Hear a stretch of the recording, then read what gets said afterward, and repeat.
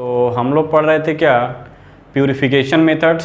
उस purification methods में आज हम देखेंगे क्या, डिस्टिलेशन प्रोसेस कि डिस्टिलेशन होता क्या है। पिछले लेक्चर में हमने बताया आपको क्या, सब्लिमेशन एंड क्रिस्टलाइजेशन। आज हम देखेंगे क्या, डिस्टिलेशन।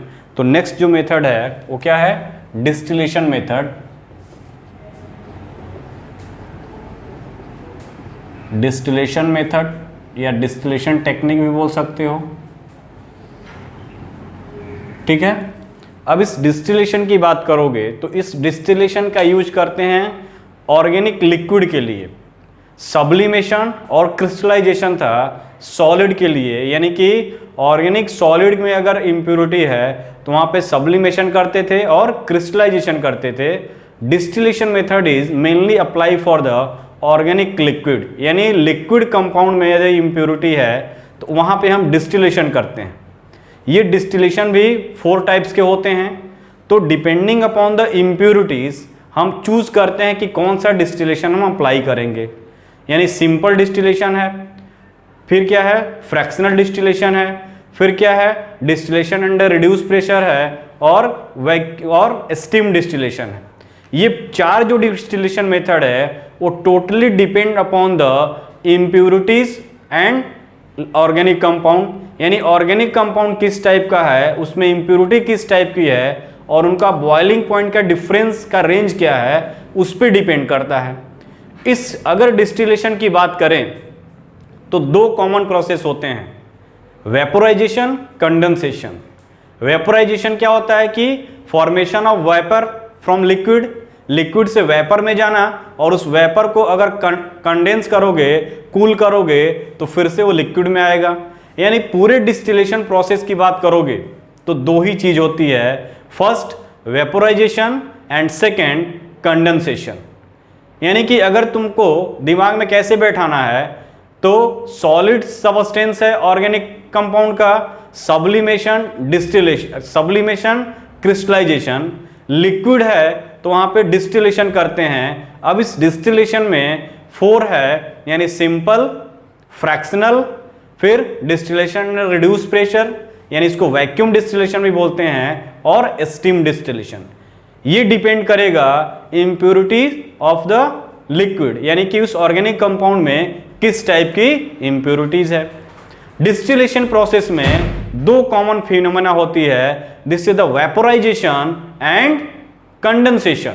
2 फिनोमेना होती है, बाकी कुछ भी नहीं होता है। आपको यही वेपोराइजेशन एंड कंडेंसेशन देखने को पूरे डिस्टिलेशन प्रोसेस में मिलेगा।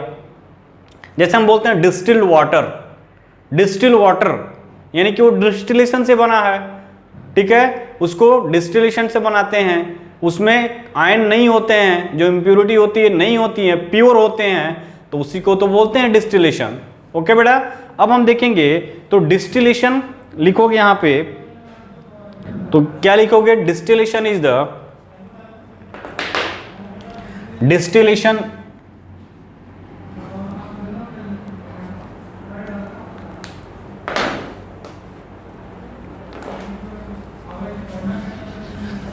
distillation is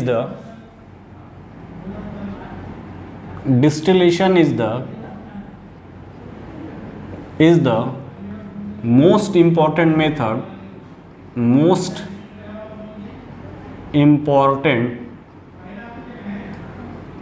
मेथड या टेक्निक, कुछ भी लिख सकते हो, मेथड फॉर प्यूरिफाइंग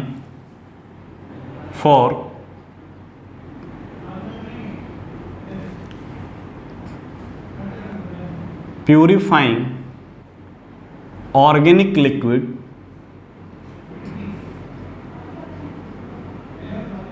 ठीक है, ऑर्गेनिक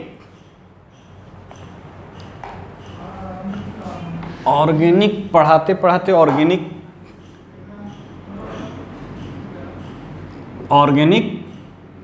लिक्विड, ठीक है। सेवरल मेथड ऑफ, अब यहां पे लिखोगे सेवरल मेथड ऑफ या technique, several method of distillation, several method of distillation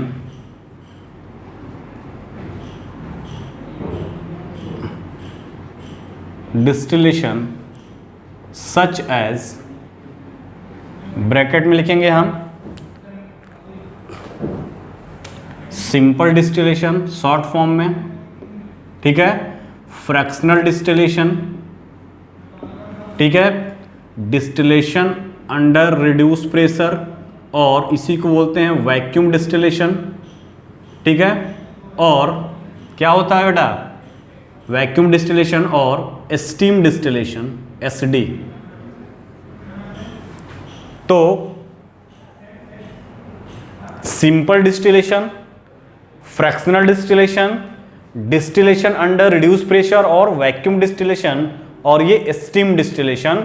यानी कि अगर बात करो तो several method of distillation such as are used, यहां पे लिखोगे are used depending upon the nature of impurities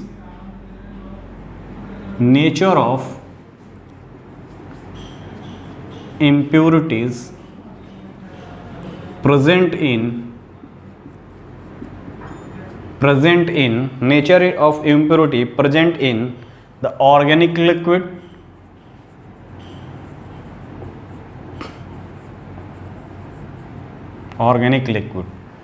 ठीक है। ये डिपेंड करता है कि ऑर्गेनिक लिक्विड में इंप्योरिटीज कौन सा है, हम उसके अकॉर्डिंग इस मेथड को चूज करते हैं और अप्लाई करते हैं, ठीक है।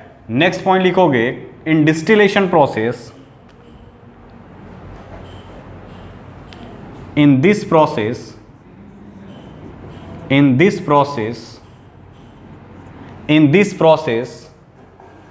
two step involves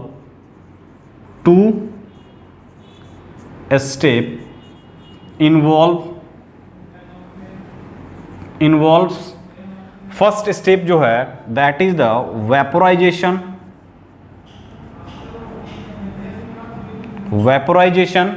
यानी क्या होता है बेटा, conversion of liquid to vapour, conversion of liquid to vapour, that is the vaporization, ठीक है। और दूसरा जो मेथड होता है इसमें वो होता है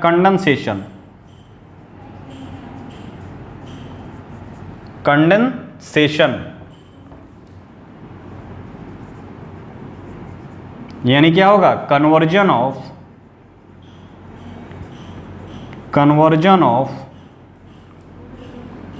क्या, वेपर टू लिक्विड, वेपर से लिक्विड में आना, vapour are condense again to liquid, तो conversion of vapour to liquid और conversion of liquid to vapour, ठीक है। यही मेथड होता है इन सारे डिस्टिलेशन प्रोसेस में, सिंपल डिस्टिलेशन हो, फ्रैक्शनल डिस्टिलेशन हो, डिस्टिलेशन अंडर रिड्यूस या वैक्यूम डिस्टिलेशन या स्टीम डिस्टिलेशन, ये सब में यही मेथड अप्लाई किया जाता है, वेपोराइजेशन कंडेंसेशन, ठीक है। तो फर्स्ट हम देखेंगे सिंपल डिस्टिलेशन, ठीक है बेटा। तो सिंपल डिस्टिलेशन की अगर हम बात करें तो जो फर्स्ट सेगमेंट है इसमें वो क्या है बेटा, सिंपल डिस्टिलेशन, ओके, उसको देखते हैं।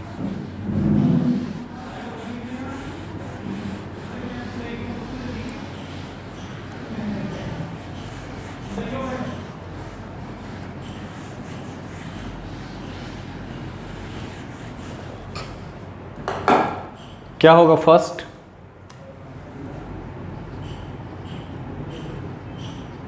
सिंपल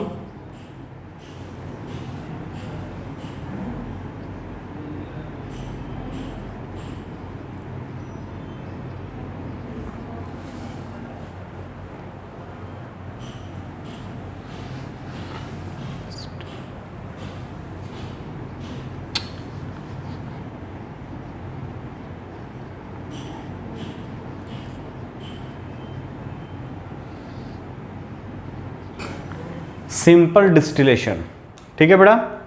सिंपल डिस्टिलेशन की बात करोगे सिंपल डिस्टिलेशन उस ऑर्गेनिक लिक्विड के लिए करते हैं जो अपने बॉइलिंग पॉइंट पे क्या करते हैं, डिकम्पोज नहीं होते हैं। ध्यान से थोड़ा सुनो। Simple distillation applied for those organic liquid which are not decompose at its boiling point और वेपर प्रेशर। यानी कि बॉइलिंग पॉइंट क्या होता है बेटा, किसी भी लिक्विड का वेपर प्रेशर अगर उसके एटमॉस्फेरिक प्रेशर के बराबर हो जाए तो that is the boiling point of the liquid. यानी कि simple distillation are apply for those organic liquid which does not decompose at its boiling point, first point. Second point क्या है, सिंपल डिस्टिलेशन वहां पे करते हैं जहां पे क्या हो, नॉन वोलाटाइल इंप्योरिटीज हो। यानी हमारा ऑर्गेनिक कंपाउंड क्या है, वोलाटाइल हो और इंप्योरिटीज क्या हो, नॉन वोलाटाइल हो। अब बात आती है कि वोलाटाइल क्या होता है, नॉन वोलाटाइल क्या होता है। तो वोलाटाइल कंपाउंड वह कंपाउंड होते हैं जिसको हम क्या करते हैं, रूम टेम्परेचर पे अगर रख दें या हीट कर दें तो वो इवेपोरेट हो जाते हैं, लिक्विड से वेपर में चले जाते हैं। That compound is term as volatile. यानी कि फर्स्ट पॉइंट क्या है, फर्स्ट पॉइंट सिंपल डिस्टिलेशन का उस ऑर्गेनिक लिक्विड के लिए करते हैं जो अपने बॉइलिंग पॉइंट पे डिकम्पोज नहीं होता। ठीक है। सेकेंड पॉइंट क्या है, this technique is utilize for removal of volatile organic compound from non volatile impurities. इस टेक्निक का यूज उस ऑर्गेनिक लिक्विड के लिए करते हैं जो वोलाटाइल हो और उसकी इंप्योरिटी जो है वो नॉन वोलाटाइल हो। यानी जो ऑर्गेनिक कंपाउंड हो वो वेपर फेज में चला जाए और जो इंप्योरिटीज है वो वेपर फेज में ना जाए। Second point. थर्ड पॉइंट क्या कहता है कि सिंपल डिस्टिलेशन उस ऑर्गेनिक लिक्विड के लिए करते हैं जहां पे इम्प्योर और यानी कि ऑर्गेनिक कंपाउंड और इंप्योरिटी के बीच लार्ज डिफरेंस हो, क्या, बॉइलिंग पॉइंट का लार्ज डिफरेंस यानी कि ग्रेटर देन 40 डिग्री सेंटीग्रेड का डिफरेंस होगा, वहां पे हम सिंपल डिस्टिलेशन टेक्निक का यूज करेंगे। तो फर्स्ट पॉइंट नोट करोगे क्या, फर्स्ट पॉइंट उसके लिए, उस ऑर्गेनिक लिक्विड के लिए जो अपने बॉइलिंग पॉइंट पे डिकम्पोज ना करे। Second point, this method is utilize for the purification of volatile organic compound from non volatile impurities. यानी हमारा ऑर्गेनिक कंपाउंड जो प्योर है वो वोलाटाइल होना चाहिए और इंप्योरिटी होना चाहिए वो नॉन वोलाटाइल होना चाहिए। थर्ड मोस्ट इंपॉर्टेंट पॉइंट क्या है कि थर्ड मोस्ट इंपॉर्टेंट पॉइंट है कि there should be large difference between the boiling point of organic compound and impurities. यानी कि ऑर्गेनिक कंपाउंड और इंप्योरिटीज के बीच 40 डिग्री से ज्यादा बॉइलिंग पॉइंट का डिफरेंस होना चाहिए। This is the three condition where we apply this simple distillation for particular organic compound। यदि ये ऑर्गेनिक कंपाउंड इस तीनों कंडीशन को फॉलो करेगा उस कंडीशन में हम इस सिंपल डिस्टिलेशन का यूटिलाइज करेंगे, वरना नहीं करेंगे। तो वन बाय वन इसको हम लिख देते हैं। तो first point, simple distillation is used for those organic liquid, those organic liquid which does not decompose, which does not decompose at which does not decompose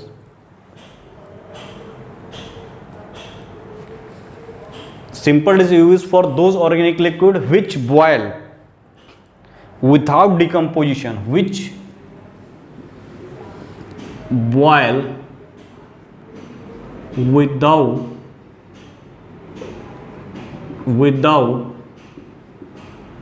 decomposition, which boil without decomposition, ठीक है, at atmospheric pressure, at atmospheric pressure, atmospheric pressure, ठीक है। दूसरा point, simple distillation is used to separate volatile organic liquid, volatile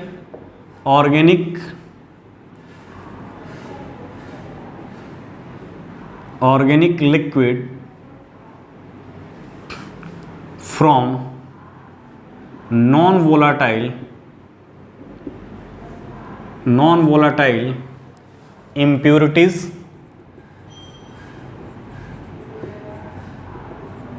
ठीक है। Third point क्या है, there is a sufficient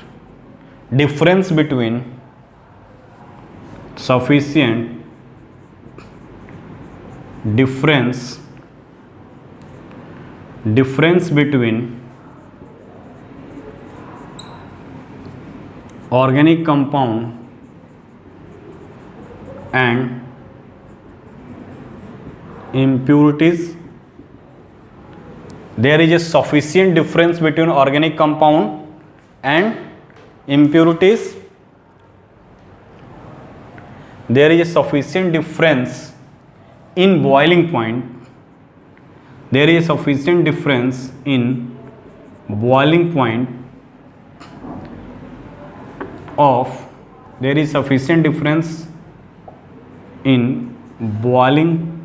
point of organic liquid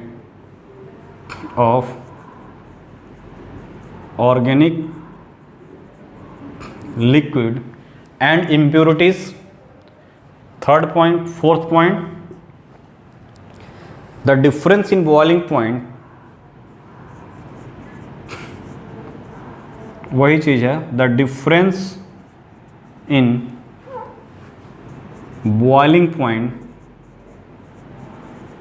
should be greater than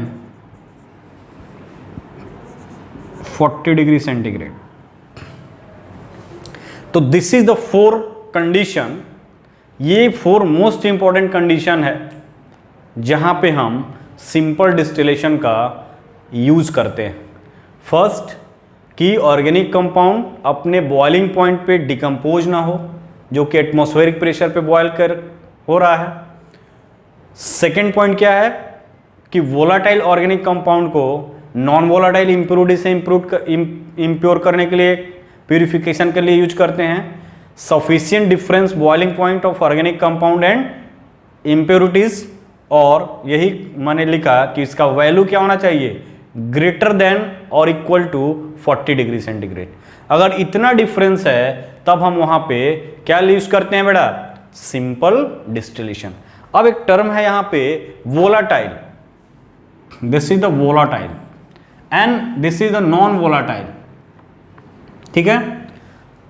अगर तुम बात करो वोलाटाइल की तो एक गिलास में, घर में एक्सपेरिमेंट कर सकते हो, एक गिलास में क्या करो, एक गिलास में वाटर ले लो और एक गिलास में अपने स्कूटी का पेट्रोल ले लो, दोनों को रख दो, ठीक है, दोनों को रख दो और हाफ आवर के बाद या 2 आवर के बाद जब तुम जाकर चेक करोगे तो देखो ये जो लिक्विड है, वाटर जो था वो एज इट इज पड़ा हुआ है, ठीक है, लेकिन जो पेट्रोल था वो स्केप कर गया है, वेपर में चला गया है। तो ये होता है वोलाटाइल, यानी कि जो एटमॉस्फेरिक टेम्परेचर पे, यानी कि रूम टेम्परेचर पे क्या करे या थोड़ा सा टेम्परेचर बढ़ाए तो तुरंत क्या करे, वेपोराइज हो जाए, दैट इज वोलाटाइल। ये इसको ओपन कर दो, यानी लैबोरेटरी में मैंने भी रिसर्च किया है तो मैंने ये देखा है, मैंने ये ऑब्जर्व किया है कि अगर इथेनॉल की बोतल रख दो या डाइथाइल ईथर की बोतल रख दो या एसीटोन की बोतल रख दो ओपन करके, तो डाइथाइल ईथर का अगर बोतल रख देते हो, ठीक है, तो अगर तुम 500 ml का बोतल है अप्रोक्सीमेट 10 डेज में अगर टेम्परेचर 40 डिग्री है तो 10 डेज या 10 डेज से कम में ही पूरा स्केप कर जाता है, बहुत ही फास्ट होता है। या डाईमेथाइल क्लोराइड का रख दो, क्लोरोफॉर्म का रख दो, ये सब वेपोराइज होते हैं, वोलाटाइल होते हैं। क्यों होते हैं? इनका बॉइलिंग पॉइंट का रेंज जो होता है वो कम होता है।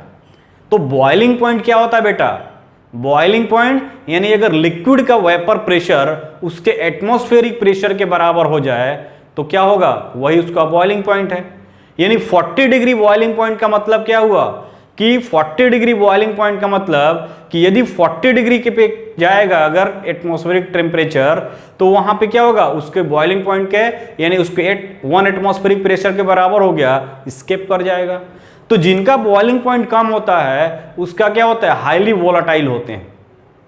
वाटर का बॉइलिंग पॉइंट क्या है? 100 डिग्री सेंटीग्रेड, यानी टेम्परेचर 100 डिग्री करेंगे तब उसका जो प्रेशर होगा वो 1 एटमॉस्फेरिक के बराबर होगा, तब वो इवेपोरेट होगा। यदि किसी लिक्विड का क्या है? बॉइलिंग पॉइंट 40 डिग्री टेम्परेचर है, यानी ये 40 डिग्री पे ही बॉयल शुरू कर देगा, यानी कि 40 डिग्री पहुंचने पे उसका जो प्रेशर होगा वो एटमॉस्फेरिक प्रेशर के बराबर हो जाएगा, और जब एटमॉस्फेरिक प्रेशर के बराबर होगा तो लिक्विड इवेपोरेट होने लगेगा। तो दिस इज द कॉन्सेप्ट, यानी ओवरऑल कॉन्सेप्ट के क्या है यहाँ पे? Boiling point. डिस्टिलेशन का मतलब बॉइलिंग पॉइंट। हमको यहां पूरा का पूरा कंसेप्ट बॉइलिंग पॉइंट पे है, बॉइलिंग पॉइंट के डिफरेंस इंप्योरिटीज और प्योर लिक्विड का। तो boiling point is that temperature at which vapour pressure of any liquid becomes to atmospheric pressure, यानी किसी भी लिक्विड का अगर वेपर प्रेशर 1 एटमॉस्फेरिक प्रेशर के बराबर होता है, उस टेम्परेचर को बोलेंगे कि उस टेम्परेचर पे क्या है? उस मॉलिक्यूल का बॉइलिंग पॉइंट है। बात क्लियर हुआ कि नहीं? जैसे इथेनॉल है 75 डिग्री बॉइलिंग पॉइंट है, मेथेनॉल है 65 के अराउंड बॉइलिंग पॉइंट है, ठीक है। उसी तरह क्लोरोफॉर्म है वो 40-45 के अराउंड बॉइलिंग पॉइंट है। तो जितने कम बॉइलिंग पॉइंट उतने उसकी एस्केपिंग टेंडेंसी ज्यादा, उतने जल्दी वेपोराइज होगा। यानी अब देखो, अगर बात करोगे, थोड़ा कंसेप्ट बता दूं, अगर मान लो 100 डिग्री सेंटीग्रेड क्या है? वाटर का बॉइलिंग पॉइंट है, यानी 100 डिग्री सेंटीग्रेड के ऊपर ये इथेनॉल की बात करोगे तो 75 के अराउंड होता है, 75 डिग्री। उसी तरह ये क्या है? ETOH है, इथेनॉल है। उसी तरह क्या है? अगर मान लो मेथेनॉल है तो 65 के अराउंड होता है, MEOH, ठीक है, बॉइलिंग पॉइंट। उसी तरह अगर बात करोगे यहां पे तो क्लोरोफॉर्म डाइक्लोरोमेथेन DCM, ये भी सॉल्वेंट है, ऑर्गेनिक क्लोरोफॉर्म का भाई है, इसका भी 35-40 डिग्री टेम्परेचर बॉइलिंग पॉइंट है। बॉइलिंग पॉइंट क्या है? 40 डिग्री। यानी कहने का मतलब ये है कि 100 डिग्री सेंटीग्रेड यदि वाटर लिए हो तो इसको हीट करोगे तो 100 डिग्री सेंटीग्रेड पे इसका एटमॉस्फेयर, इसका जो प्रेशर होगा, इस लिक्विड का जो वेपर का जो प्रेशर होगा वो 100 डिग्री सेंटीग्रेड पे 1 एटमॉस्फेरिक प्रेशर के बराबर होगा, तब ये बॉयल करेगा। इसका 75 पे ही बॉयल करने लगेगा, यानी कि इसका जो है 75 डिग्री टेम्परेचर पे जाएगा, तभी इसका वेपर प्रेशर किसके? 1 एटमॉस्फेरिक प्रेशर के बराबर होगा, ये बॉयल करने लगेगा। इसका और कम टेम्परेचर पे, तो जिसका बॉइलिंग पॉइंट कम उसकी वोलेटिलिटी ज्यादा, यानी कम टेम्परेचर पे ये वोलाटाइल हो जाता है। That is the reason this dichloromethane at around 40 degree centigrade vaporize into vapour, यानी लिक्विड टोटल वेपर में कन्वर्ट हो जाता है। वही हाल पेट्रोल का भी है, बॉइलिंग पॉइंट कम तुरंत उड़ जाएगा, यानी कम टेम्परेचर पे ही उसका जो वेपर प्रेशर है वो एटमॉस्फेरिक प्रेशर के बराबर होता है, वो वेपर फॉर्म में बाहर निकल जाता है। तो ये होल मेथड जो है डिस्टिलेशन का, जितना भी कंसेप्ट है वो इसी बेस पे आधारित है। सब कुछ बॉइलिंग पॉइंट का कंसेप्ट है, इसी का खेला है। ये कभी ज़्यादा होगा तो क्या होगा, कम होगा तो क्या होगा, 1 by 1 हम लोग डिस्कस कर रहे हैं। तो ये सिंपल डिस्टिलेशन का ये मेथड है। अब हम देखेंगे क्या इसका प्रोसीजर क्या है, करते कैसे हैं इसको। तो डिस्टिलेशन करने के लिए हमको डिस्टिलेशन यूनिट चाहिए, यानी हमको इक्विपमेंट चाहिए, यानी इसके लिए एक्सपेरिमेंटल सेटअप तैयार करते हैं। ठीक है, तो उसको देखते हैं।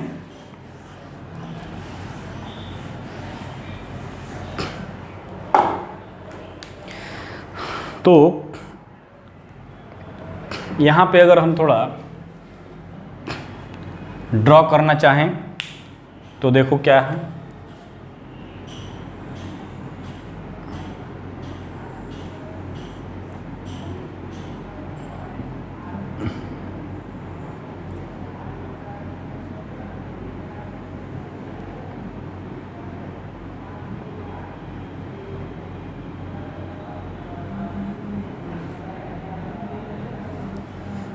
ठीक है, ये है।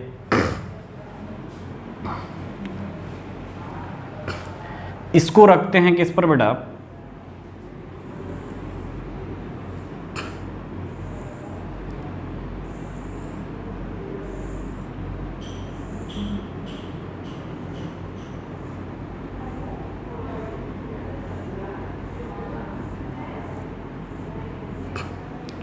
ये है। ठीक,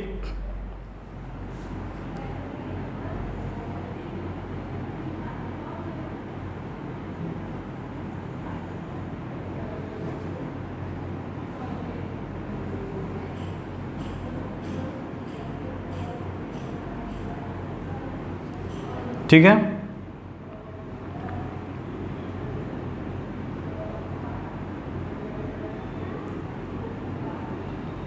ये स्टैंड है, ठीक है, ये स्टैंड है, इस पर ये रखा हुआ है और उसके ऊपर ये आरवी फ्लास्क रखा हुआ है।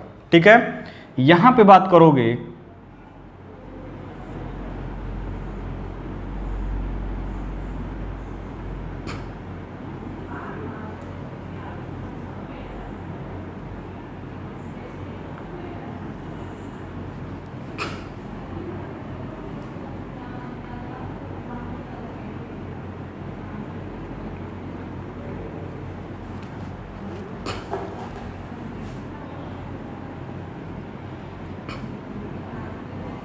ठीक है,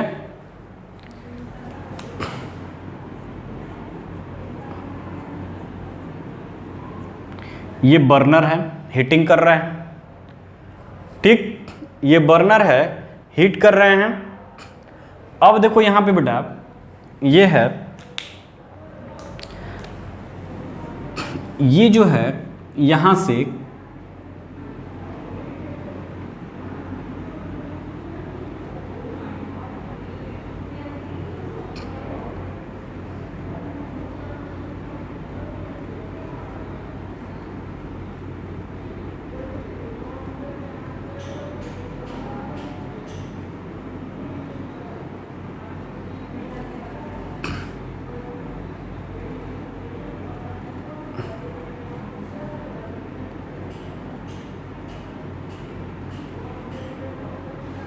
ये है।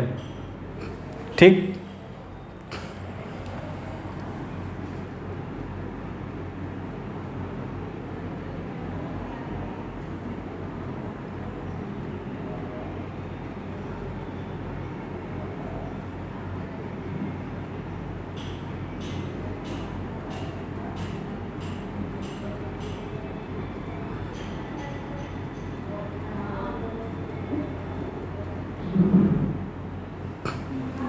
ये है।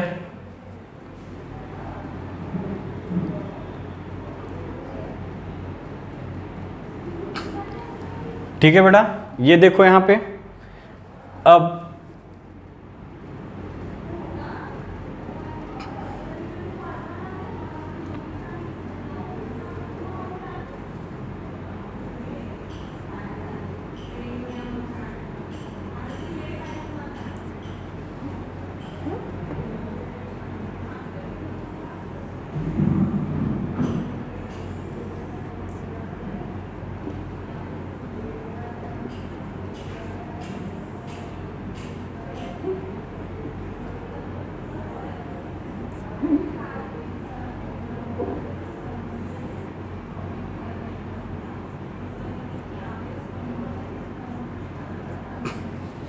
ये है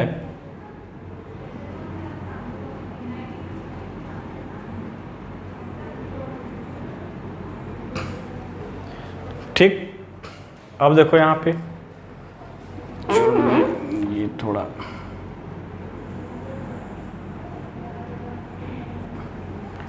ये इस टाइप से है, ठीक। ओके, अब यहां से देखोगे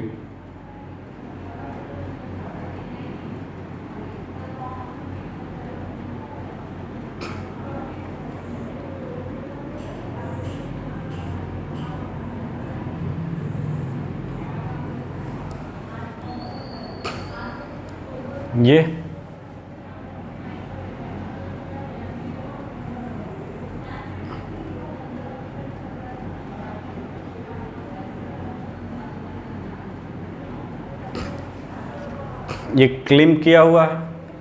यहां पे देखोगे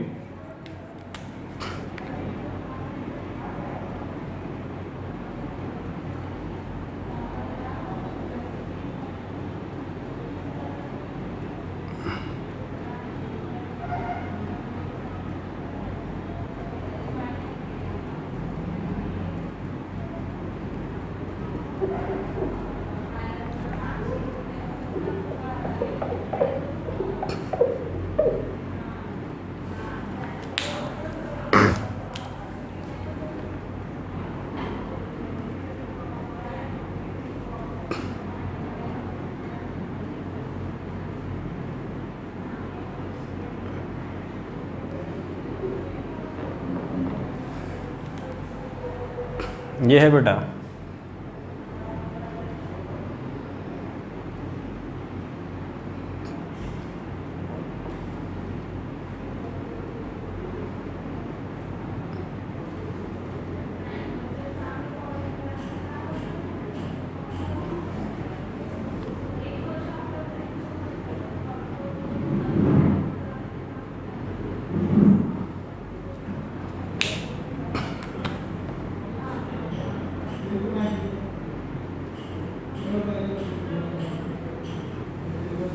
ठीक है। ये है। अब देखो यहाँ पे ये हो गया। अब क्या होगा,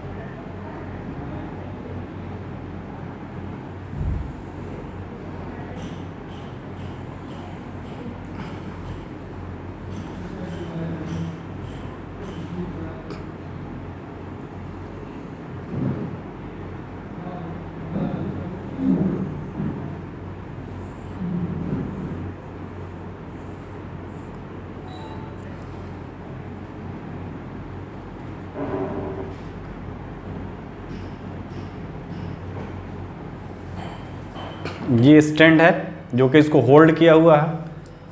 अब देखो यहाँ पे बेटा, यहाँ पे भी क्या है, यहाँ पे भी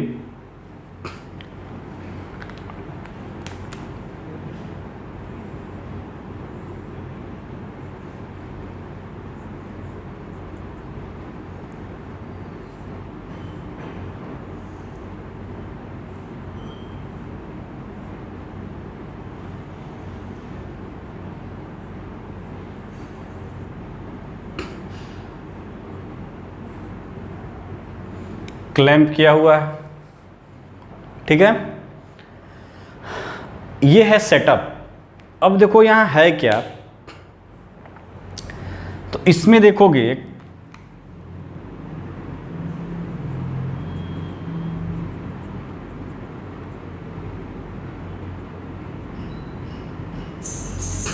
ठीक, और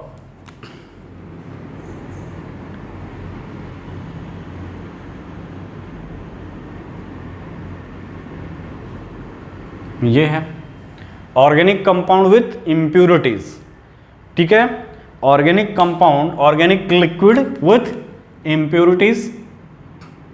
थोड़ा और भर दो, अच्छा लगेगा, ठीक है। इस टाइप से है।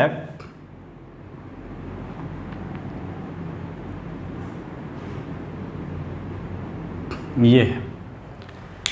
अब देखो इसको बोलेंगे क्या, ये स्टैंड है as usual, this is the heating element. ये क्या है बेटा, हीटिंग एलिमेंट, हीटिंग एलिमेंट जिसको हम क्या बोलते हैं, बर्नर बोलते हैं। ये बर्नर हो गया। ये क्या है, वायर गेज, ये जाली नुमा होता है, जो जाली नहीं होता है वायर का, ठीक है, जो खिड़कियों पे लगता है तो थोड़ा मोटा होता है, इसको बोलते हैं wire gauge, wire GAUZ, wire गज, ठीक है बेटा। ये स्टैंड है,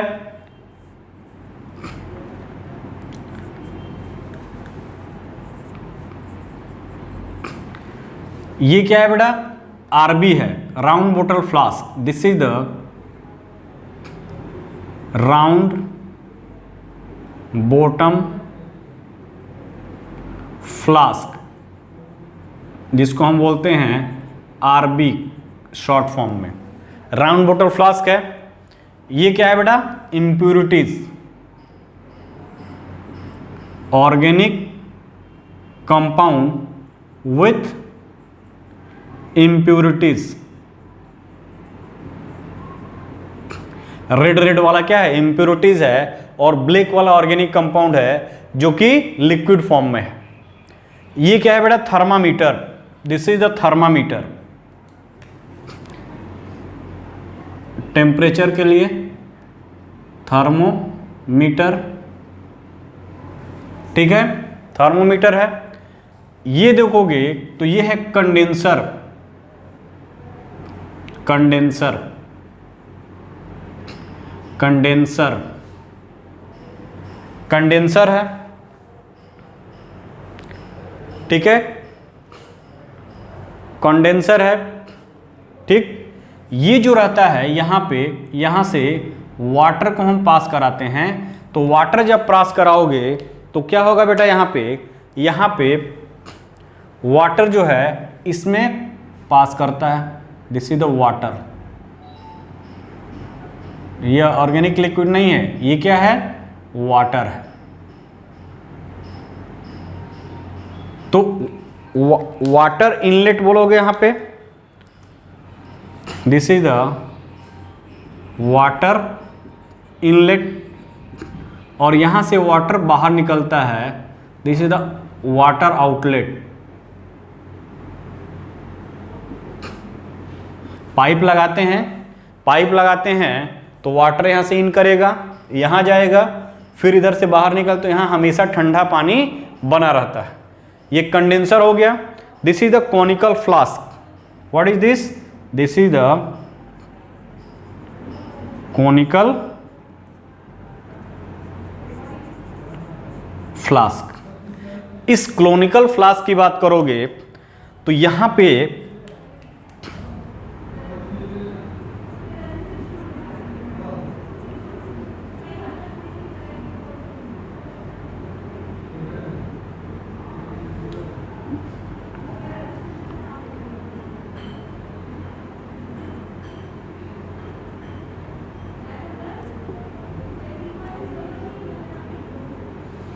ये आएगा,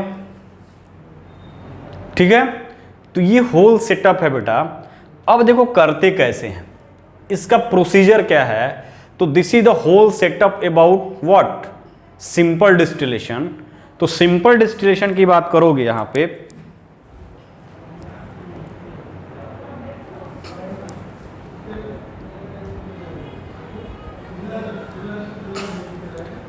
ठीक है, ये बर्नर है, हीटिंग एलिमेंट है। सपोज करो हमने ऑर्गेनिक कंपाउंड लिया, ठीक है, यहां पे देखोगे तो ऑर्गेनिक कंपाउंड लिया, ऑर्गेनिक कंपाउंड में ए और बी, ठीक है, ऑर्गेनिक कंपाउंड है, यहां पे ऑर्गेनिक कंपाउंड है, इस ऑर्गेनिक कंपाउंड में दो कंपोनेंट है ए और बी, ठीक है, ए और बी है। अगर मान लो ए की जो बॉइलिंग पॉइंट है जो हमारा प्योर कंपाउंड है 60 डिग्री और बी की बॉइलिंग पॉइंट है 110 डिग्री है, होता है बॉइलिंग पॉइंट। एक का बॉइलिंग पॉइंट 60 डिग्री है और दूसरी का बॉइलिंग पॉइंट क्या है 110 डिग्री या 100 डिग्री मान लो, 100 डिग्री सेंटीग्रेड। ओके बेटा, इस दोनों में हमारा जो क्या है ऑर्गेनिक कंपाउंड विथ इंप्यूरिटीज है, ए और बी ऑर्गेनिक कंपाउंड हो गया। ए और बी दो कंपोनेंट है जिसमें ए का बॉइलिंग पॉइंट 60 डिग्री, बी का बॉइलिंग पॉइंट 100 डिग्री, यानी अप्रोक्सीमेट 40 डिग्री का बॉइलिंग पॉइंट का डिफरेंस है। चीजों को आप समझिए, समझेंगे आप खुद लिख सकते हो और समझ सकते हो। अब दोनों के बीच बॉइलिंग पॉइंट क्या है बेटा 40 डिग्री का डिफरेंस है। जब दोनों के बीच बॉइलिंग पॉइंट का 40 डिग्री का डिफरेंस है तो करते क्या हैं, दोनों को रख दिए राउंड बॉटल फ्लास्क में। This is the round bottle flask. इस राउंड बॉटल फ्लास्क में लेकर इस सेटअप को लगा दिया, ठीक है। राउंड बॉटल फ्लास्क को लेकर इस सेटअप को हमने सेटअप कर दिया। अब हम क्या करेंगे, हीट करेंगे। हीटिंग करना हमने स्टार्ट किया तो हमने ये पाया कि जैसे टेम्परेचर 60 डिग्री गया, जैसे ही टेम्परेचर 60 डिग्री गया, उस थर्मामीटर में हम चेक कर रहे हैं टेम्परेचर, हीट करते जा रहे हैं। जैसे ही टेम्परेचर 60 डिग्री गया, ये ए वाला जो लिक्विड था जिसका बॉइलिंग पॉइंट कम था वो बॉयल होने लगा, और जब बॉयल होने लगा तो बॉयल होके ऐसे ऐसे ऊपर जाने लगा कंडेंसर में, यानी कि इसके लॉन्ग ट्यूब में ऊपर जाने लगा आरबी के फ्लास्क में। अब इसका जो वेपर था वो ऊपर जाने लगा ऐसे वेपर, जिसका बॉइलिंग पॉइंट कम था 60 डिग्री था, हमने यहां माना है कि 60 डिग्री है, इसको हीट किया। जैसे ही टेम्परेचर 60 डिग्री आया, इसका वेपर प्रेशर एटमॉस्फेरिक प्रेशर के इक्वल हुआ, ये बॉयल शुरू हो गया, यानी कि जो ए कंपोनेंट था वो बॉयल होना स्टार्ट हो गया। अब ये बॉयल होना स्टार्ट हुआ तो इसका वेपर बनने लगेगा। लेकिन जो दूसरा कंपाउंड है बी वाला, उसका तो टेम्परेचर 100 डिग्री है बॉइलिंग पॉइंट, यानी कि जब तक ये बॉइलिंग पॉइंट 100 यानी टेम्परेचर जब तक 100 डिग्री जाएगा तब तक पता चला ए वाला जो है वो यहां पहुंच चुका है। यहां क्या, जैसे ही यहां आएगा फिर से ये एंट्री मार देगा, इसमें गैस है, इसको तो जगह चाहिए। जब ये एंट्री मारेगा तो वेपर फेज में आ रहा है, गर्म था, यहां पे हम वाटर पास करा रहे हैं, तो इस पाइप में वाटर पास करा रहे हैं और उससे जस्ट कनेक्टेड क्या है, ये कंडेंसर ऐसे बनाया जाता है। ये ऐसे कंडेंसर का मेडअप होता है कि इसमें क्या होता है, इसमें बनाया जाता है ताकि बीच से लिक्विड पास करे वेपर, और उसके दोनों साइड में हम इनलेट और आउटलेट लगाते हैं। यहां पाइप लगा देंगे और नल में फिट कर देंगे, ये वाटर इसमें एंट्री करते रहेगा और ये एंट्री करके इधर से निकलते रहेगा।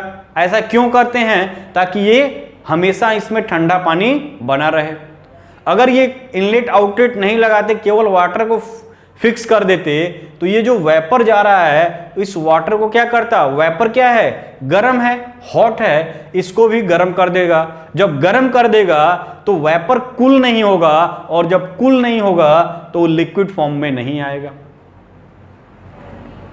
अब ये वेपर उठा किसका, जिसका बॉइलिंग पॉइंट कम था। अब ये वेपर जो है वो गया इस कंडेंसर से पास करने लगा, और यहां आने पे ये क्या हो गया बेटा, अब यहां पे कूलिंग इफेक्ट होगा। तो दिस इज द वेपोराइजेशन। मैंने बोला क्या होता है डिस्टिलेशन में, वेपोराइजेशन एंड कंडेंसेशन। अब 60 डिग्री टेम्परेचर पे ये वेपर में कन्वर्ट होने लगा, ठीक है, ये वेपर में कन्वर्ट होने लगा। तो वेपर पास किया, यानी जब ये इधर से पास करेगा तब ये धीरे धीरे बॉयल होना स्टार्ट करेंगे। तब तक पता चला ये पूरा इधर आ गया, और जब इधर से पास करेगा तो यहाँ पे कूलिंग एलिमेंट है, condensation is the cooling element, ये कूलिंग इफेक्ट काज करता है। जो हॉट वेपर था उसको कूल कर देगा, तो वेपर को कूल करोगे तो क्या हो जाएगा, लिक्विड में कन्वर्ट हो जाएगा, ये आएगा और इस कोनिकल फ्लास्क में क्या करेगा, लिक्विड के फॉर्म में यहां पे चला आएगा। तो इससे सेपरेट हुआ कि नहीं, ए बी वाला इसी में रह जाएगा, जो हाई बॉइलिंग पॉइंट वाला होगा वो इसी में रह जाएगा, और जो लो बॉइलिंग पॉइंट वाला है इसमें प्योर फॉर्म सेपरेट कर लेंगे। तो this method is very simple और वेरी इंटरेस्टिंग। बॉइलिंग पॉइंट का डिफरेंस ज्यादा, उसको हम कर लेते हैं, शॉर्ट आउट कर लेते हैं। राउंड बॉटल फ्लास्क लेते हैं, राउंड बॉटल फ्लास्क में दोनों लिक्विड को रखेंगे, इसको हीट करेंगे, जिसका वेपर प्रेशर कम होगा वो जल्दी वेपोराइज होगा, और वेल्दी वेपोराइज होगा इस कंडेंसेशन से पास करेगा, और कंडेंसेशन से पास करेगा तो कूलिंग इफेक्ट होगा, और जब कूलिंग इफेक्ट होगा तो लिक्विड फॉर्म में कन्वर्ट होगा, इसको सेपरेट आउट कर लेंगे, इंप्योरिटी इसमें पड़ी रहेगी। तो this is the method of simple distillation. क्या टफ है? बिल्कुल टफ नहीं है, बस डायग्रामेटिकली अगर समझते हो, आप चीजों को अगर डायग्राम से समझते हो तो मुझे नहीं लगता कि यहां पे दिक्कत आने वाली है। तो ये था बेटा क्या, सिंपल डिस्टिलेशन। इसका एग्जाम्पल की अगर बात करोगे तो क्लोरोफॉर्म, ठीक है, एग्जाम्पल की अगर बात करोगे तो एग्जाम्पल में क्लोरोफॉर्म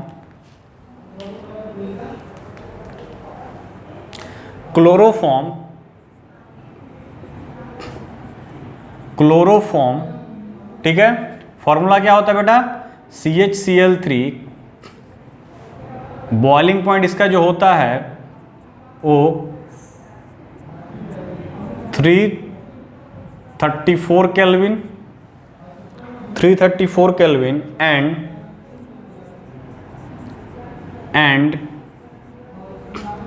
क्लोरोफॉर्म, यहां लिखते हैं, नीचे में थोड़ा जगह नहीं है यहां पे,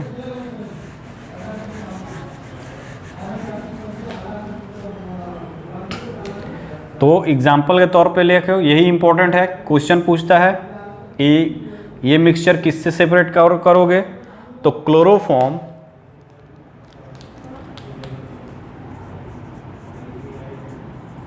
क्लोरोफॉर्म CHCl3, बॉइलिंग पॉइंट कितना है 334 kelvin, and aniline mixture, aniline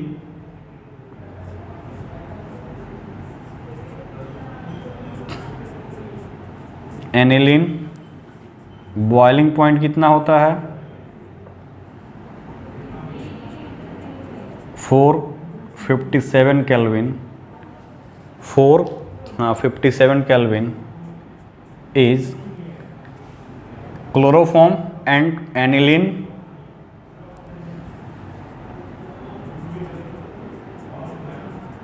mixture is separated out by this method। तो क्लोरोफॉर्म और एनिलीन के मिक्सचर को हम इस मेथड से क्या करते हैं, सेपरेट आउट करते हैं। ये ध्यान देना बेटा, क्लोरोफॉर्म की बॉइलिंग पॉइंट 334 केल्विन और इसका 457 केल्विन, लार्ज डिफरेंस है। क्लोरोफॉर्म की कम बॉइलिंग पॉइंट है, मोर वोलाटाइल होगा, और जब मोर वोलाटाइल होगा तो क्या होगा, जल्दी मूव करेगा। यानी 334 केल्विन कितना हो गया 273 में, यानी 337 से घटा दोगे उतना डिग्री टेम्परेचर इसका बॉइलिंग पॉइंट आ जाएगा। ठीक है, यानी कि इस मेथड से हम इसको रिमूव करते हैं। उसी तरह नाइट्रोबेंजीन जो लेबोरेटरी में प्रिपेयर करते हैं उसको भी हम प्यूरिफाई करते हैं। तो इस कोनिकल फ्लास्क में क्या आ जाएगा, प्योर कंपाउंड। जो हमने प्योर, ये ब्लैक वाला क्या है, प्योर है, रेड वाला इम्प्योर है जो मिक्सचर है। तो ब्लैक वाला जो इसकी इम्प्योरिटी यानी जिसका वोलेटाइल ज्यादा था वो इसमें आ गया, और नॉन वोलेटाइल वाला इसमें एज इट इज बना हुआ है। Round bottom flask, RB flask बोलते हैं। This is the wire gauze, this is the heating element, ठीक है, स्टैंड हो गया, यहाँ पर भी इसको स्टैंड से हमने क्लैंप किया है, यहाँ पर भी हमने स्टैंड लगाया है। तो ये है क्या, टेक्निक फॉर सिंपल डिस्टिलेशन। ये सिंपल डिस्टिलेशन का यूनिट है। अब हम देखेंगे क्या, फ्रैक्शनल डिस्टिलेशन। ठीक है बेटा, फ्रैक्शनल डिस्टिलेशन।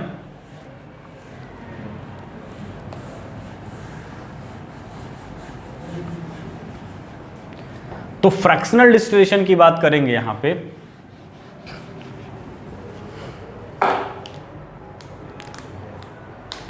देखो, फ्रैक्शनल डिस्टिलेशन वहां पे करते हैं जहां पे बॉइलिंग पॉइंट में डिफरेंस कम हो, यानी बॉइलिंग पॉइंट का डिफरेंस 25 डिग्री, 10 डिग्री, 30 डिग्री, वहां पे यानी कि 40 डिग्री से नीचे अगर बॉइलिंग पॉइंट का डिफरेंस होता है तो वहां पे हम फ्रैक्शनल डिस्टिलेशन, फ्रैक्शन का मतलब थोड़ा थोड़ा पार्ट में सॉर्ट आउट करना। तो फ्रैक्शनल डिस्टिलेशन वहां यूज करते हैं जहां पे बॉइलिंग पॉइंट का डिफरेंस क्या हो, कम हो, first point.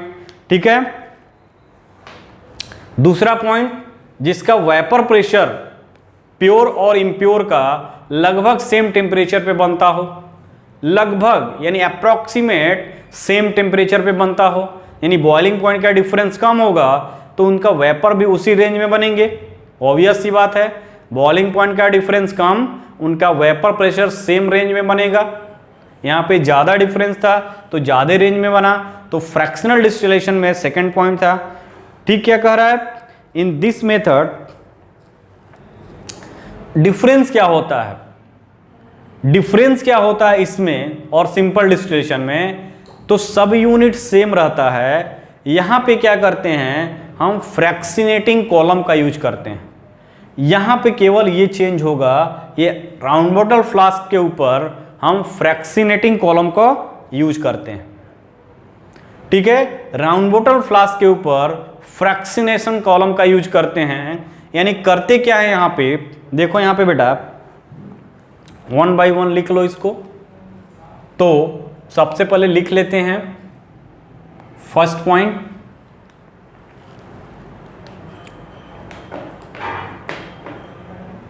when difference between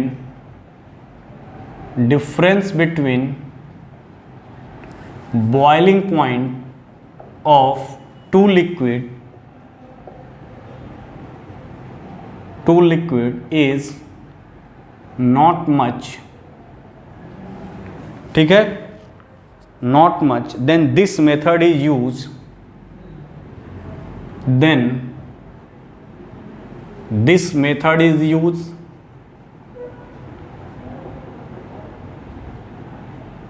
दूसरा पॉइंट क्या है, दूसरा पॉइंट ये है, the vapor pressure of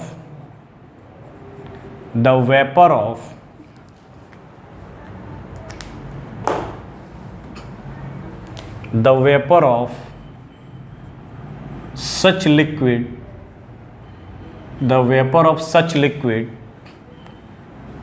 ठीक है, the vapor of such liquid are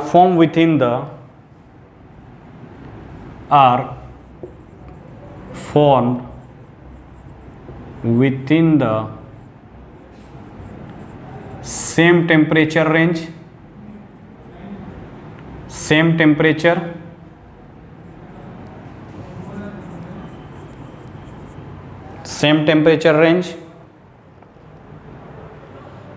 and condense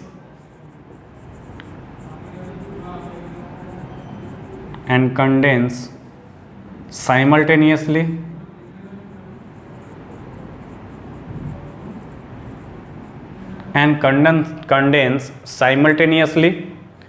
third point क्या है,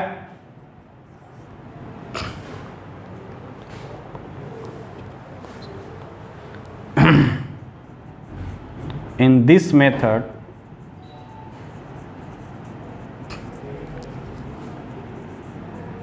vapor of liquid is pass through fractionating column,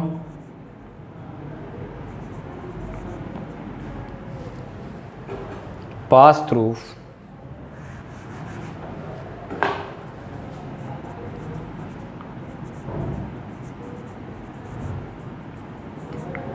fractionating column fitted on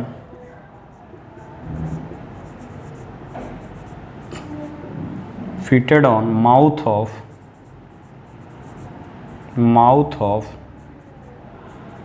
round bottom flask।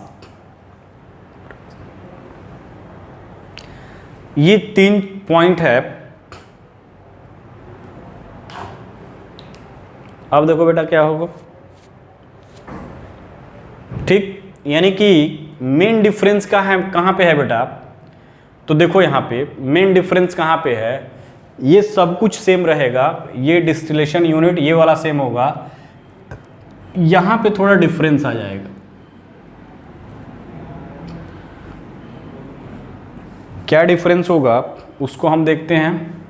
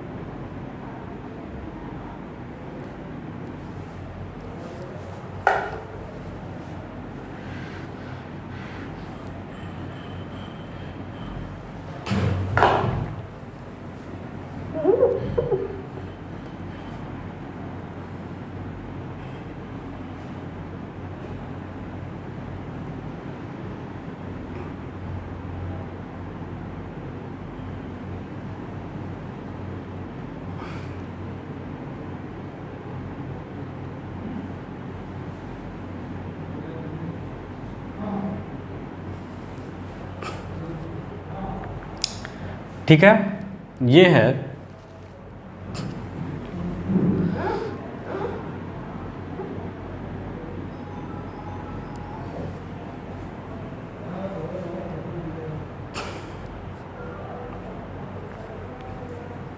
ये पूरा यूनिट हटाना पड़ेगा बेटा, इसमें नहीं हो पाएगा, इसको भी हटाना पड़ेगा।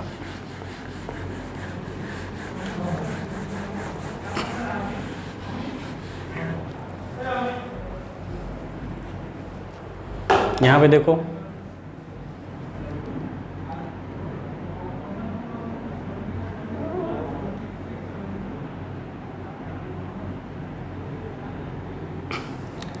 ये गया,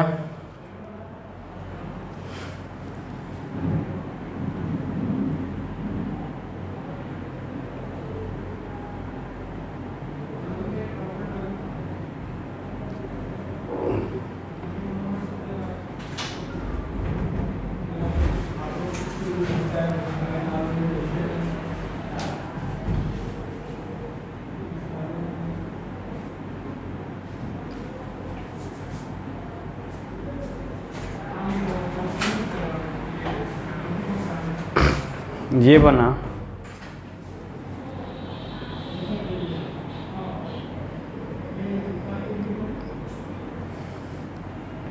ये कुछ इस टाइप से होता है।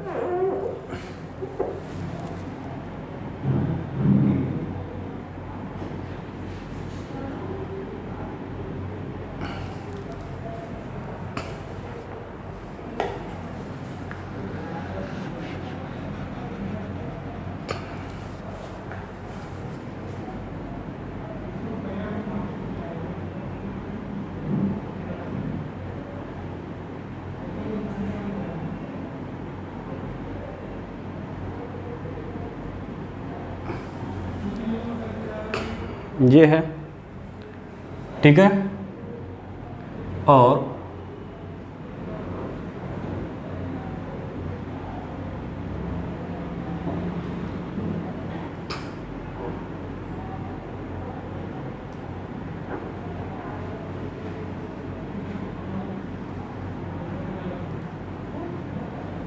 ये बना,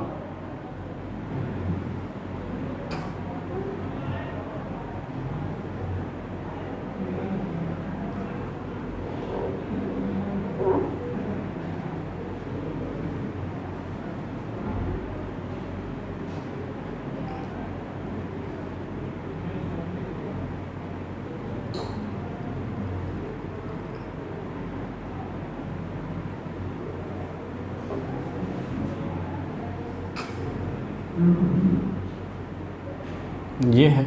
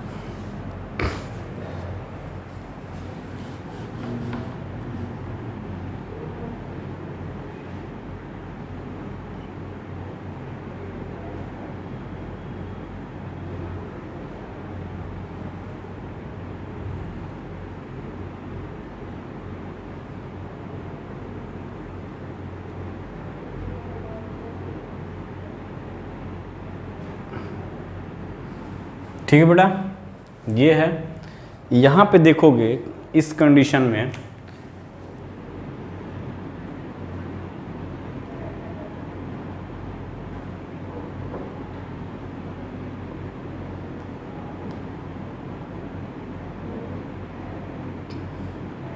ये थर्मामीटर है।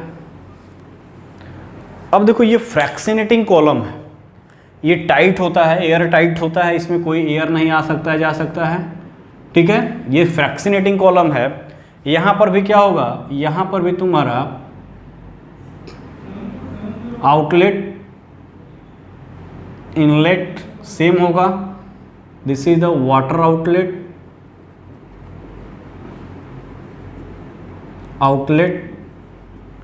ये क्या होगा बेटा, वाटर इनलेट। ठीक है, वाटर इनलेट। यहाँ पे बात करोगे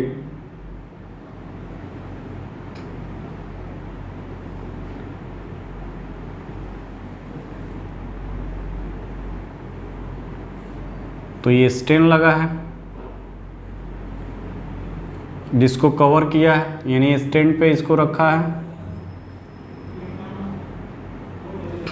ठीक है, यहाँ पे बात करोगे तो यहाँ पर भी वही स्टैंड वाला ये क्लिप पकड़ा हुआ है, इसको ये है।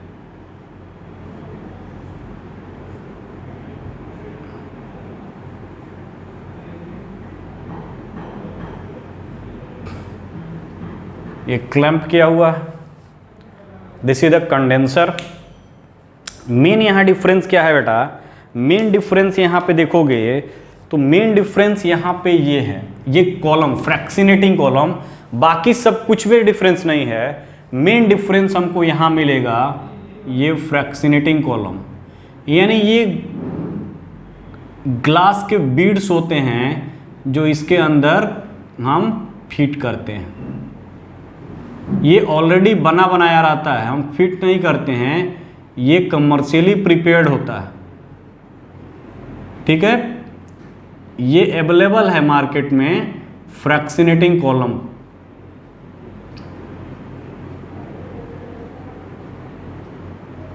ठीक है, ये कई तरह के होते हैं, कोई जरूर नहीं कि इसी तरह के बीट्स होंगे। तो इसमें क्या होता है, फ्रैक्शनेटिंग कॉलम में ये हैं ग्लास के बीट्स होते हैं, ये ऑलरेडी क्या होते हैं, फिटेड होते हैं।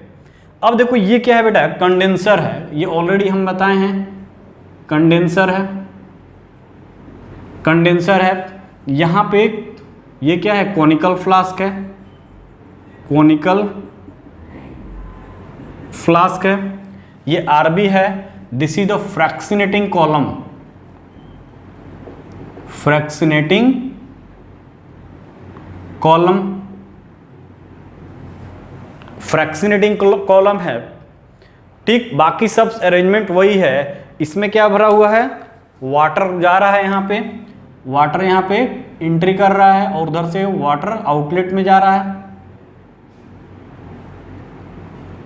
ठीक है। एक्चुअल में क्या है, एक्चुअल में अगर बात करोगे तो ये अरेंजमेंट जो है वो जैसे फोल्ड कर दो किसी बुक को, यदि इसको हम ऐसे फोल्ड करेंगे इस फॉर्म में, तो देखो यहाँ से ये कंडेंसर है, इसके बीच में क्या है, इसके बीच में ये आउटलेट वाला ये ग्लास का है निकला हुआ इसके बीच से, ठीक है। यानी कि इसमें क्या है, चारों तरफ से वाटर है और बीच में एक पाइप टाइप का है, ये ग्लास का ही पूरा होता है और इसमें से वेपर पास करेगा।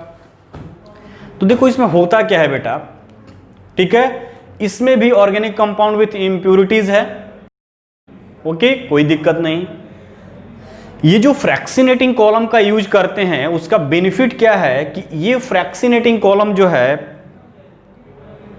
दूसरा चीज अगर बात करोगे तो यहां पे हम डायरेक्ट हीटिंग ना करके क्या करेंगे, डायरेक्ट हीटिंग ना करके हम वायर गाज के ऊपर सबसे पहले एक बाउल रख देते हैं। बाउल का मतलब घर में जो बोलते हैं कटोरा, कटोरी, तो बाउल रख देंगे, यानी कि सबसे पहले हम इस पर एक बाउल रखेंगे, ठीक है, this is the bowl. Bowl में क्या भरेंगे, लिक्विड भर देते हैं, ऑयल भर देते हैं, ऑयल बात कर देते हैं, या वाटर ही भर देंगे। इस बाउल में वाटर भर देंगे। अब इस बाउल को किस पर रखेंगे बेटा, ये वायर गाज पे। अब इस वायर गाज पे हीट करेंगे। तो सबसे पहले ये बाउल जो होगा, ठीक है, इसको बोलते हैं बाथ ऑयल। क्या बोलते हैं इसको, बाथ ऑयल।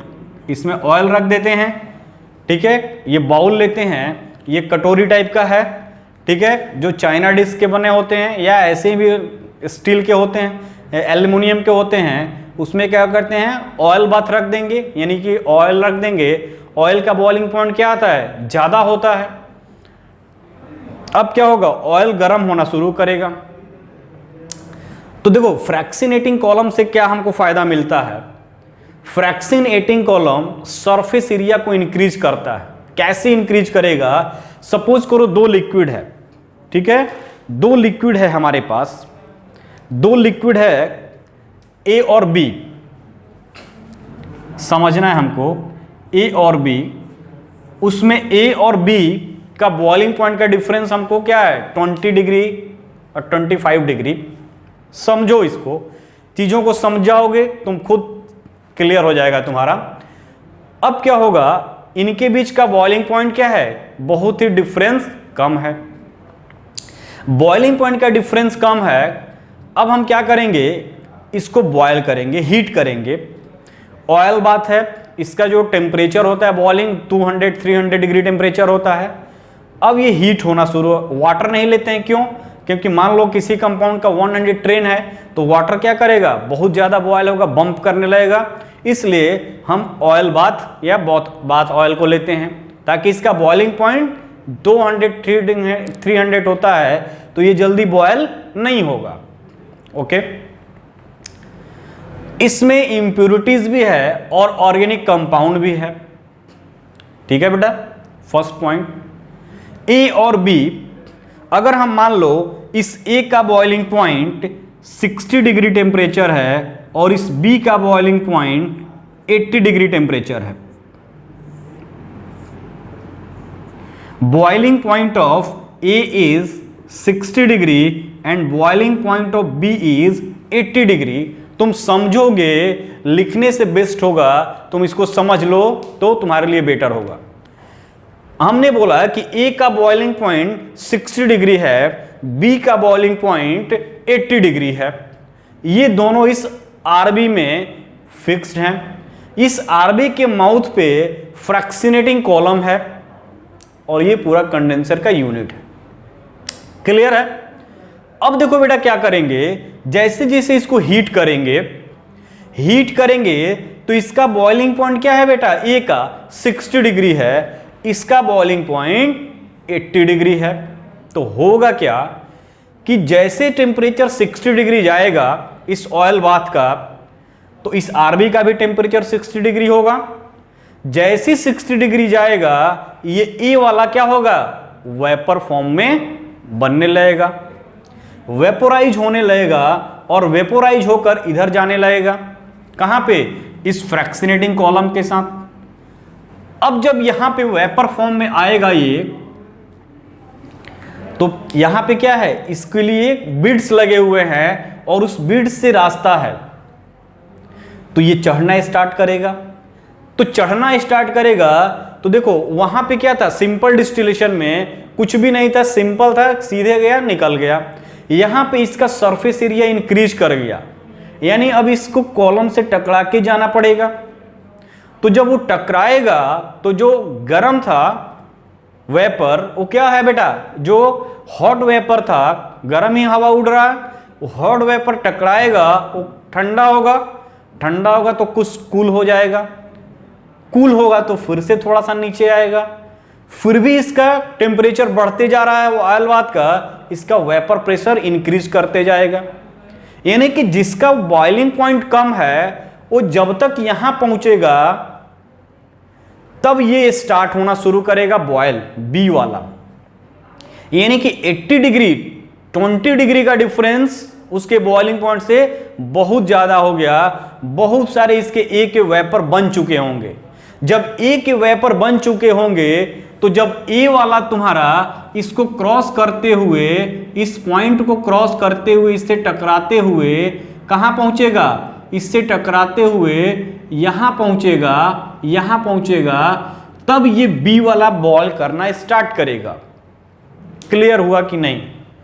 जब इस पॉइंट से, इसीलिए क्या करते हैं, इसीलिए इसका हम बीड्स का यूज करते हैं, यानी कि सरफेस एरिया क्या कर रहा है, इंक्रीज कर रहा है। ये जो वेपर फेज में जा रहा था, ये जो वेपर फेज में जा रहा था, क्या करेगा, इस वेपर फेज में जो जा रहा था उसको टकराएगा उस बीड्स से, जो फ्रैक्शनेटिंग कॉलम है। जब टकराएगा तो क्या होगा, हीटिंग जो है वेपर वो कंडेंस होगा, बट फिर भी इसका बॉइलिंग पॉइंट कम है, फिर भी ये ज्यादा से ज्यादा वेपर बन रहा है। तो जब ज्यादा से ज्यादा वेपर बनेगा तो क्या होगा बेटा, जब ये यहां तक पहुंचेगा तब ये बॉयल होना स्टार्ट करेगा।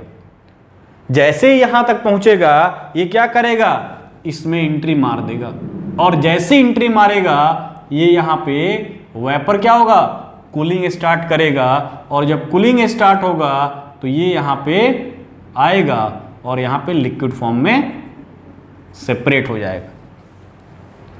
तो this technique is very important for where, हम कहां इसका यूज करते हैं, इस टेक्निक का यूटिलाइजेशन हम करते हैं रिफाइनरी इंडस्ट्री में, हाइड्रोकार्बन में, पेट्रोलियम में हम बताया था फ्रैक्शनेटिंग कॉलम। तो this column is used in refinery industries, means petroleum industries, to separate out different boiling range of liquid such as kerosene oil, diesel oil, petrol oil। ये clear हुआ कि नहीं? क्लियर क्या करना है, सिंपल है। वहां क्या था, दोनों के बीच डिफरेंस ज्यादा था, एक तुरंत उड़ा, एक बैठ रह गया, सेपरेट आउट हो गया। यहां पे दोनों का बॉइलिंग पॉइंट में डिफरेंस कम है, 60 और 80 डिग्री है, तो दोनों को हीट किए, ऑयल बाथ लेकर फ्रैक्शनेटिंग कॉलम से पास कराए, जब तक इसका वेपर जिसका बॉइलिंग पॉइंट कम है यहां तक रीच कर रहा है, पहुंच रहा है, तब ये बॉयल होना स्टार्ट करेगा। जैसे ही यहां जाएगा ये पास होकर कंडेंसर के थ्रू पास होगा, ये वेपर क्या हो जाएगा, लिक्विड में कन्वर्ट हो जाएगा, और जब लिक्विड में तो इसको सेपरेट आउट कर लेंगे। मान लो कुछ बच गया है, इसको हटाएंगे, बाहर कर लेंगे, फिर इसको हीट करेंगे, फिर इसको हटाएंगे, बाहर कर लेंगे। तो इस तरह से हमारा इंप्यूरिटीज और ऑर्गेनिक कंपाउंड क्या हो जाएंगे, प्योर फॉर्म में बच जाएंगे। मान लो सपोज करो दोनों का डिफरेंस है, यदि हमारा इंप्यूरिटी का टेम्परेचर बॉइलिंग पॉइंट ज्यादा है, कम है, और उसका ज्यादा है, तो भी सेपरेट कर लोगे, यानी एक हमको इसमें बचेगा, एक इसमें बचेगा। तो this is the method fractional distillation, यानी when difference in between boiling point of two liquid is not much, then this method is used. First point, the vapor of such liquid are formed within the same temperature range and condense simultaneously. एक के बाद एक condensation होगा, ठीक है, एक ही साथ दोनों नहीं होगा. दूसरा, in this method vapor of liquid is passed through fractionating column fitted on mouth of RB. इस RB के माउथ पे क्या है, फ्रैक्सिनेटिंग कॉलम है, और उससे हम इसका क्या करते हैं, सेपरेशन करते हैं. तो यहां पे लिखोगे fourth point,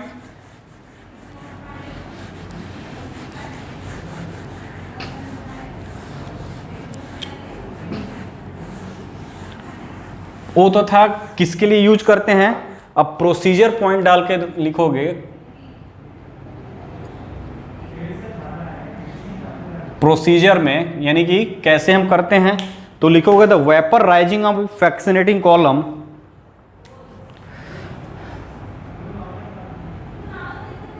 vapour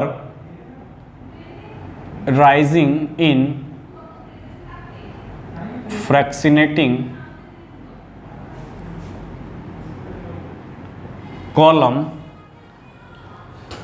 become richer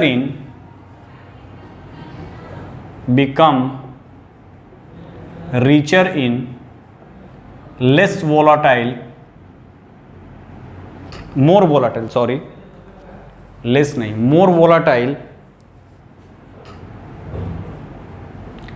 volatile component.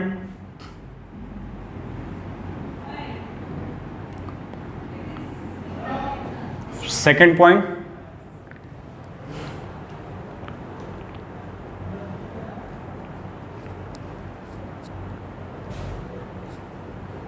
more volatile component of liquid, more volatile component of liquid, more volatile component of liquid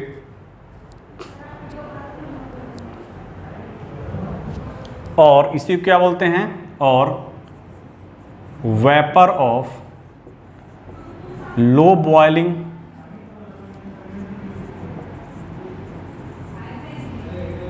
liquid, vapour of low boiling liquid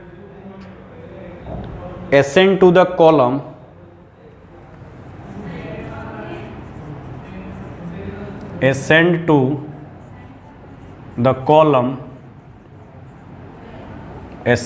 the column column and pass through the condenser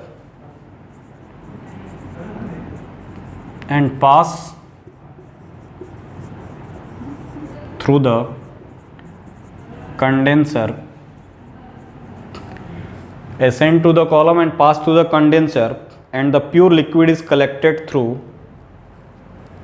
and the pure liquid is collected in the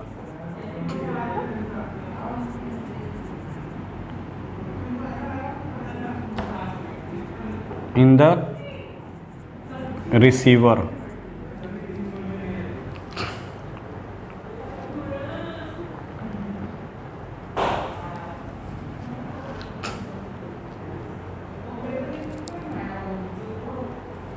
The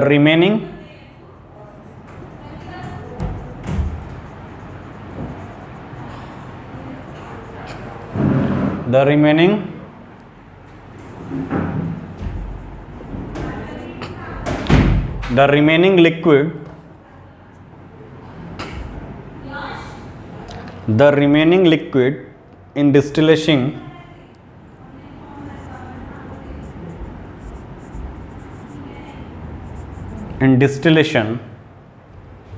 flask get rich in more volatile high boiling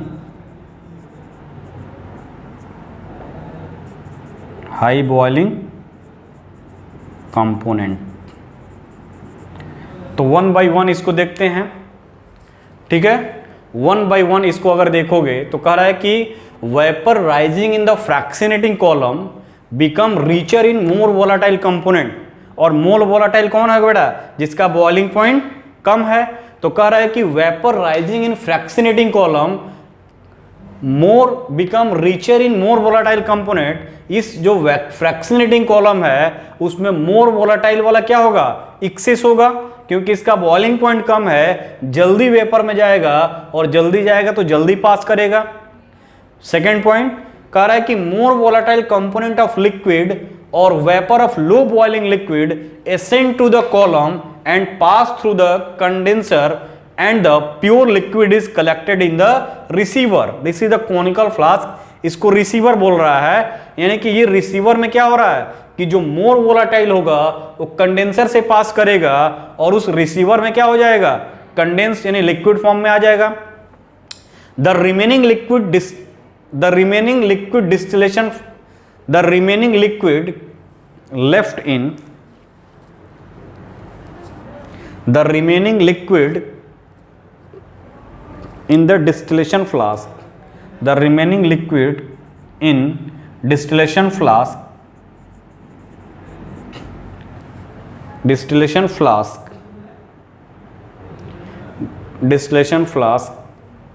get rich in high boiling component. The remaining liquid in distillation flask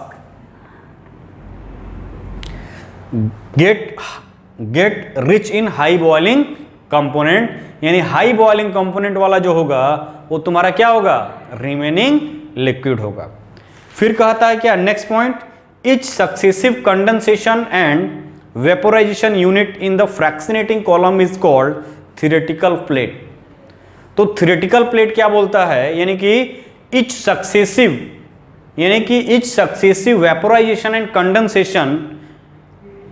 condensation and vaporization unit in fractionating column, इसको कहाँ लिख सकते हैं? Third point था, fourth point यहां लिख सकते हो, या इसको हम हटाते हैं, यहां तुम डालोगे fourth point.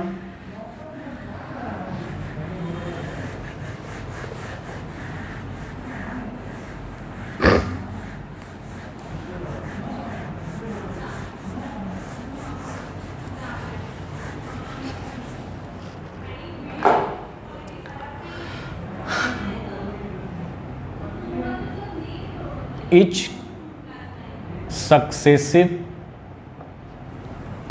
successive condensation and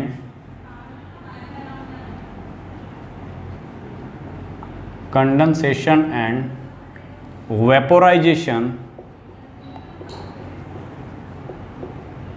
in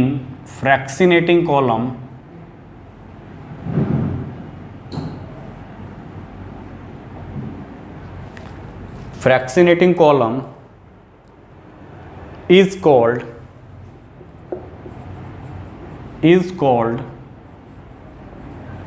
theoretical plate। theoretical plate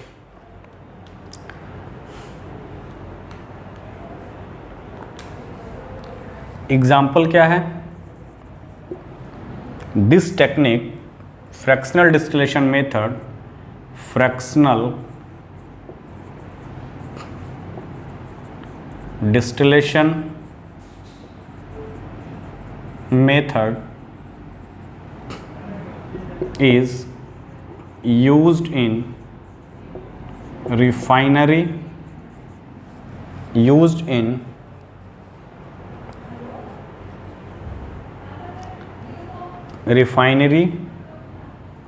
fractional distillation method is used to separate different fraction of, fractional distillation is used to separate different fraction of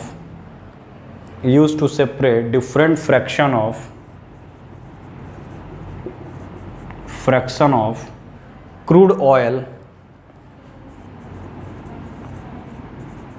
crude oil in the petroleum refinery industries.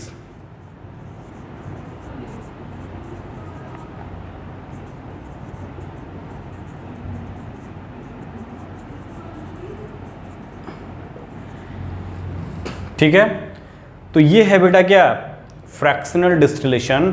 तो important point क्या है कि यहाँ पे use कहाँ किया जाता है, तो उस केस में देखें एनिलीन और क्लोरोफॉर्म के लिए, और यहाँ पे देखोगे तो यहाँ पे किसके लिए यूज किया जाता है, fractional distillation method is use in petroleum industries, यानी कि पेट्रोलियम का जो क्रूड ऑयल होता है उससे सेपरेट करने के लिए डिफरेंस फ्रैक्शन, क्योंकि उनका बॉइलिंग पॉइंट का डिफरेंस जो होता है वो बहुत ज़्यादा नहीं होता है, तो उस केस में हम इस मेथड का यूटिलाइज करते हैं, इस टेक्निक को हम यूज करते हैं। तो देखो कितना सिंपल है, अगर डायग्राम से चलते हो तो कोई दिक्कत नहीं होता है।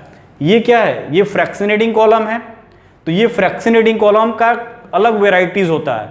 तो कह रहा है कि each successive condensation and vaporization in fractionating column is called theoretical plate। इसको बोलते हैं theoretical plate। समझो ये क्या टर्म बोल रहा है, fractionating column is called theoretical plate, successive vaporization, condensation, vaporization। यहां से देखो this is the fractionating column। Theoretical plate का डिफिनीशन क्या बोल रहा है, किसको बोलते हैं। अब देखो बेटा, अगर ये कॉलम में बीड्स नहीं होते तो इजी वे में वेपर जाता। अब देखो ये बीड्स से होने के कारण ये जो गर्म वेपर, जो लो बॉइलिंग पॉइंट का जो लिक्विड था उसका वेपर बना, ये वेपर जाने गया तो इस प्लेट से टकराएगा, तो वेपर जो गर्म था टकराने के बाद क्या होगा, कुछ डिस्टेंस चढ़ेगा इस पर, तो टकराए जैसे जैसे सरफेस एरिया इंक्रीज किया हुआ है तो जैसे जैसे जाएगा ये कूलिंग होते जाएगा, ठंडा होते जाएगा, और जब ठंडा हो जाएगा, होने लगेगा तो यहाँ कूल करने लगेगा, जब कूल होगा तो वेपर लिक्विड में आने लगेगा, फिर से इधर आने लगेगा, फिर से इधर से गर्म हवा जा रही है यानी वेपर जा रहा है, फिर से वो गर्म करेगा, यानी कि कंडेंसेशन भी हो रहा है और वेपोराइजेशन भी हो रहा है, किसमें, इस फ्रैक्शनेटिंग कॉलम में। तो उसी को बोलता है etch successive condensation and vaporisation in fractionating column, this fractionating column is called theoretical plate. ये कोई प्लेट नहीं है, ये थियोरेटिकल प्लेट का कंसेप्ट क्या है कि सरफेस से, यानी कि वेपर प्रेशर इंक्रीज कर रहा है उस थियोरेटिकल प्लेट में, यानी कि फ्रैक्शनेटिंग कॉलम में सरफेस एरिया इंक्रीज किया हुआ है, अब ये वेपर इससे टकराते हुए जा रहा है, कुछ डिस्टेंस जाने के बाद ये वेपर कूल हो जाएगा, लिक्विड में कन्फॉर्म हो जाएगा, बट इधर से वेपर चढ़ रहा है तो कंडेंसेशन भी हो रहा है, वेपोराइजेशन भी हो रहा है, तो इसके सक्सेसिव यूनिट को बोलते हैं theoretical plate. That is the whole about what this. अब देखो ये फ्रैक्शनेटिंग कॉलम की बात करोगे तो फ्रैक्शनेटिंग कॉलम एक ये हो गया, ठीक है, ये ग्लास के बीड्स होते हैं, ये क्या होते हैं बेटा, यहां पे ये ग्लास बीड्स होते हैं,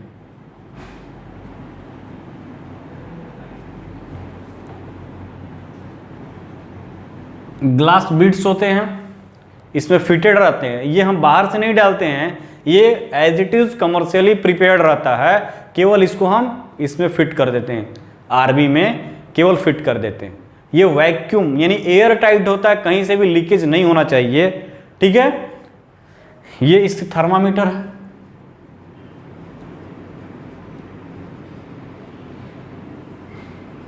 थर्मोमीटर, ठीक है।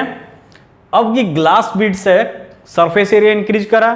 अब देखो ये सिंपल पैक्ड कॉलम बोलते हैं, इसको बोलेंगे सिंपल पैक्ड कॉलम। क्या बोलेंगे बेटा, सिंपल पैक्ड कॉलम।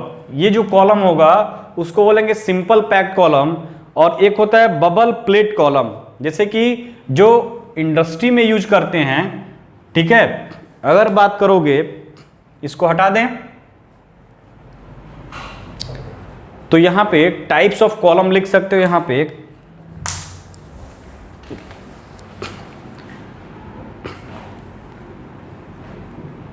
यहाँ पे इसको लिखो कोनिकल फ्लास्क। ये क्या हो जाएगा बेटा?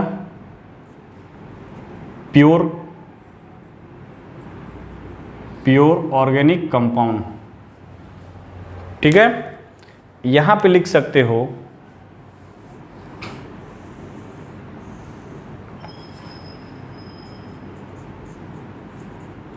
टाइप्स ऑफ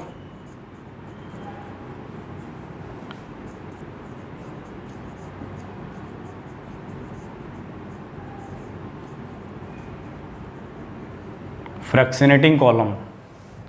ठीक है, टाइप्स ऑफ फ्रैक्शनेटिंग कॉलम के बात करोगे तो ये दिख ही रहा है तुमको, बहुत तरह के होते हैं। ये डिपेंड करता है क्या कि तुम कौन सा यूज कर रहे हो, किस तरह का कंपाउंड है।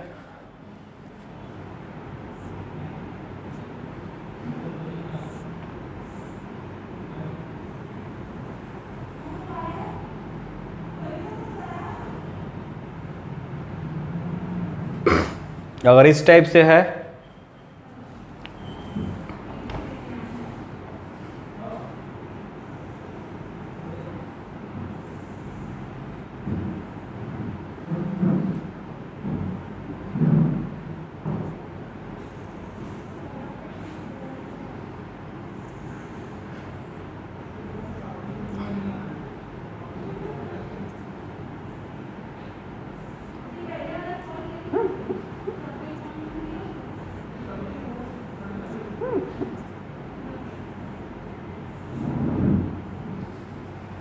अगर इस टाइप से है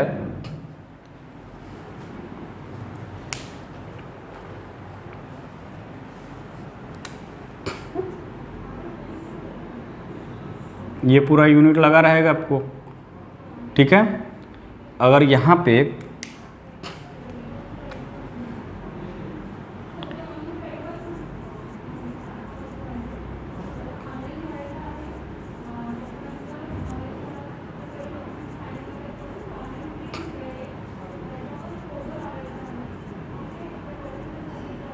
ये ग्लास वाला है, ठीक है, ग्लास बिट्स कॉलम है। ठीक है बेटा, ये क्या है? ये ग्लास बिट्स कॉलम है। यानी अगर बात करोगे यहाँ पे क्या है, ग्लास बिट्स है, तो this is the glass bits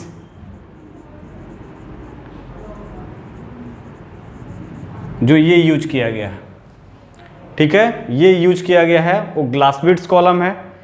ठीक, इस पर यहाँ पे टेम्परेचर यूनिट फिट करते हैं।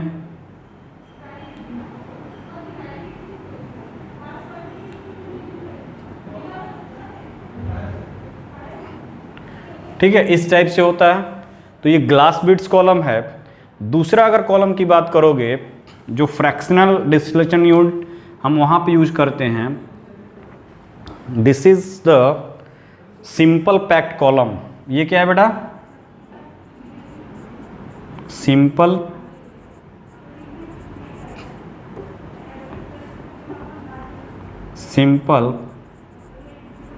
पैक्ड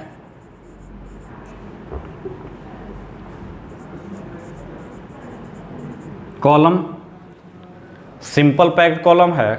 और दूसरा अगर कॉलम की बात करोगे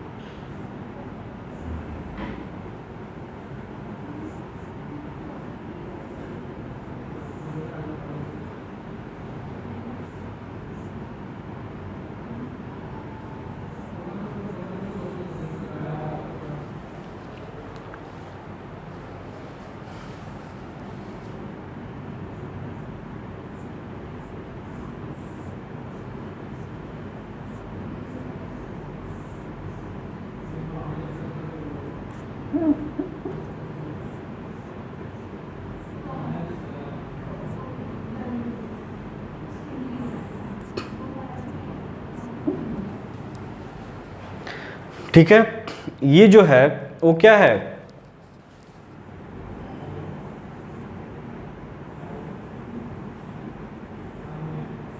ये है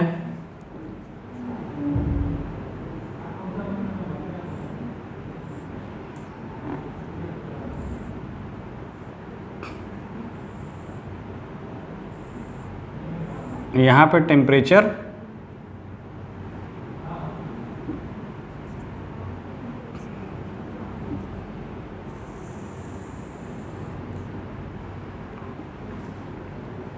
यहाँ पे क्या है बेटा, यहाँ पे टेम्परेचर का यूनिट लगा होगा,